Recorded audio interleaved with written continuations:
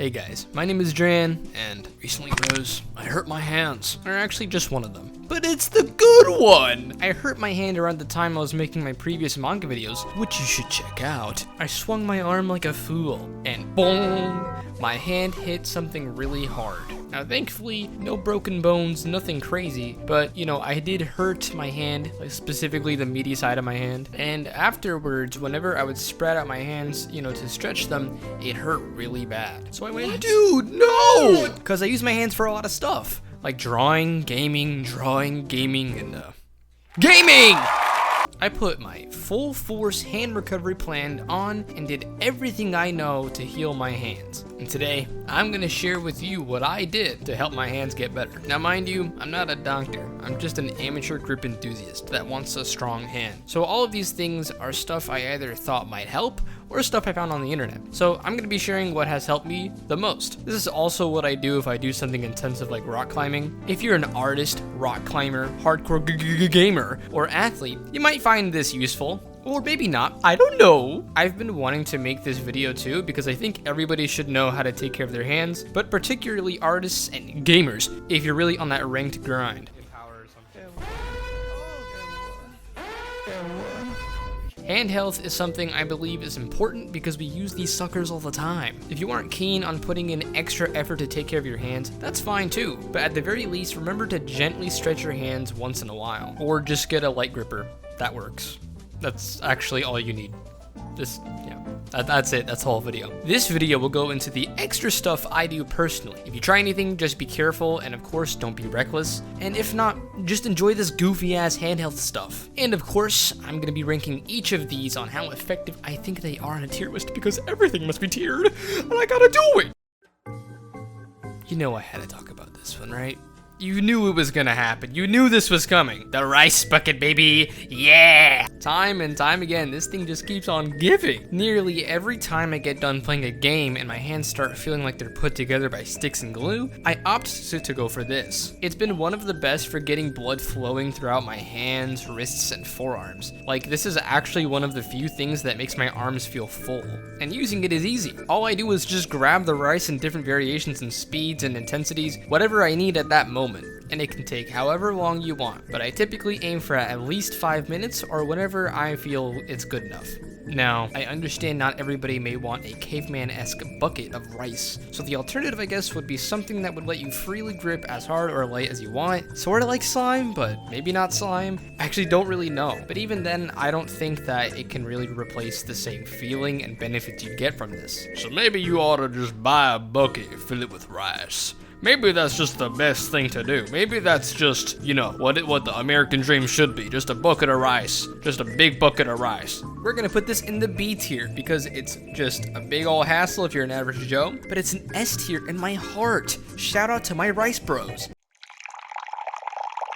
Epsom salt. So personally, I find this to be the most pleasing because you can just dump 2 cups in a bath and relax. But sometimes, you know, I don't want to do that. It's a lot of work, and some bathtubs are just straight up uncomfortable. So what do I do now? I just get a decently sized bucket, put maybe half a cup or a full cup of Epsom salt, and put my hands in to mix in and absorb. And now here's the exciting part. I sit there on my ass for 10 minutes watching some YouTube video.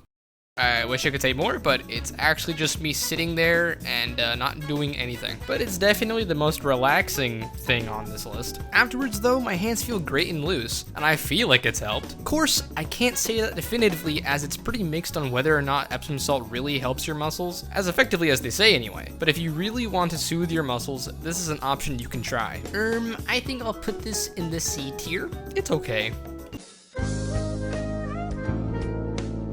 Get them hands moving. Say, you like hand dexterity? You like moving your little fingers around at a rapid pace, swinging all around? Well, I don't have anything like that, but I got something else. Balls, or anything that you can idly move your hands around and fidget. When it comes to your body in general, movement is key. Move around and boom, you're healthy. Just don't do that too much or you might hit a pole or something. In my opinion, the best things to get your hands moving while you're, let's say, watching Spider-Man 2 are these bowling balls, a light hand gripper, or whatever this thing is. You can really use just about anything around the house, but may have to spend a bit of money if you want something more specific. And if you're going to spend, I would say just get a light hand gripper.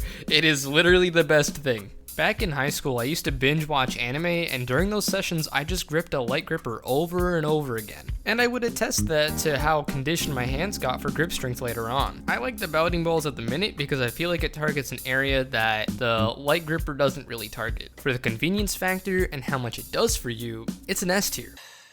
And now.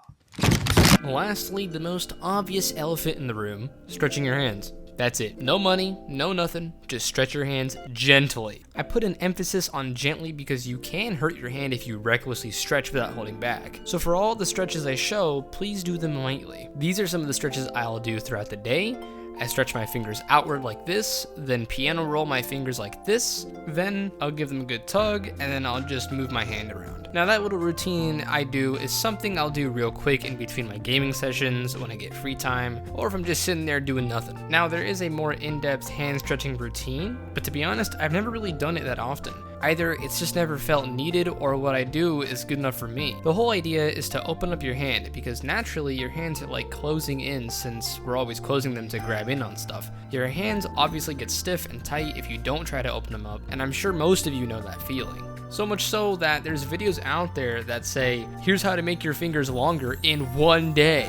So obviously, I had to watch the video, and once I did, all that it really was just stretching your hands. And people in the comments were saying that it worked. So obviously, I tried it out. I tried what stretches they were recommending, and nothing. No difference. My fingers did not get longer. So my game theory as to what's going on there is that if you never stretch your hands, they'll compress, I think. But that's just a game theory, so I don't know. Who knows? Maybe I did it wrong. But regardless, some basic stretching goes a long way. So of course, hand stretching goes in the S tier. So yeah, I know it's a lot, which is why if somebody walks up to me and asks, hey, what do I do for my hands? I say just stretch them and get a light, easy gripper. That's about it, so like and subscribe, please! We're already at 500 subs, which is pretty crazy to think about. Yep, that's actually pretty crazy. If you have a hand care routine, drop it in the comments. Or if you thought everything I said was stupid, leave it in the comments. Thank you so much. Thank you so much. Mwah, mwah. Thank you so much.